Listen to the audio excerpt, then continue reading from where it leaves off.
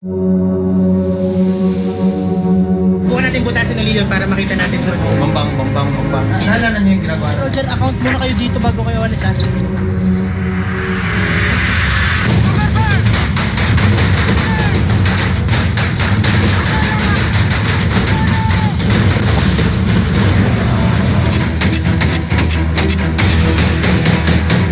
May tama ka! Ako pala! Hello mga sundalo! Tama ng saulo! Nawa, may gali. Ako po si Second Lieutenant Mateo Fernan Guicelli, Philippine Army Reserve. Lumaki ako sa mga pelikulang Rambo, Sylvester Stallone, Wanda, mga ganyan. So talagang pangarap ko talaga maging kumbaga action star, mga sundalo, magpakbakan sa jungle. Sila lahat, nagsasabi, no, ano ba to? Bakit ginagawa mo to? Kasi sa isip ko, triathlete ako, malakas ako.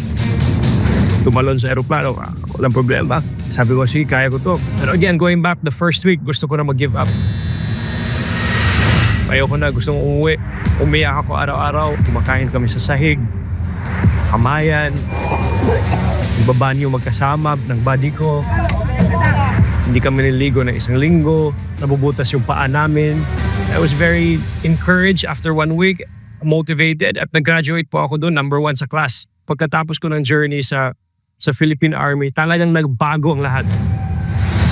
Talagang lumabas ako, which I believe made me stronger, made me more patriotic. So I always tell my soldier friends, I can never be like you. But what I will do for you and I will do for my country is to represent and tell your stories. That's my mission, that's my goal, and that's why I'm here, kumbaga. Yung Chinese Coast Guard yan, nakikita natin yung China boat. Obviously, my first time here na Pag-asa Island. These ships are all Chinese vessels. It's actually a slap in the face. Itong West Philippine Sea sa Pilipinas to. Kaya wala silang karapatan na harangin tayo.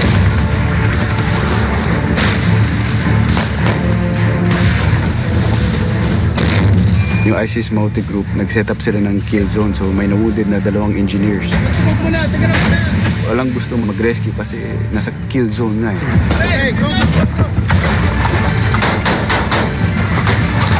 One of my teammates, siya yung tumakbo at ni-rescue yung isang engineer. Mahirap po mag-asawa ng sundalo kasi walang kasiguruhan kung makakauwi pa siya or hindi na. Dapat ipaglaban natin ang karapatang Pilipinong mangingisda. Manakali na habulin nila ako. Pagpalo, inata ako dito. Nantay ko lang kung anong gagawin sa akin. Ang atin ay atin.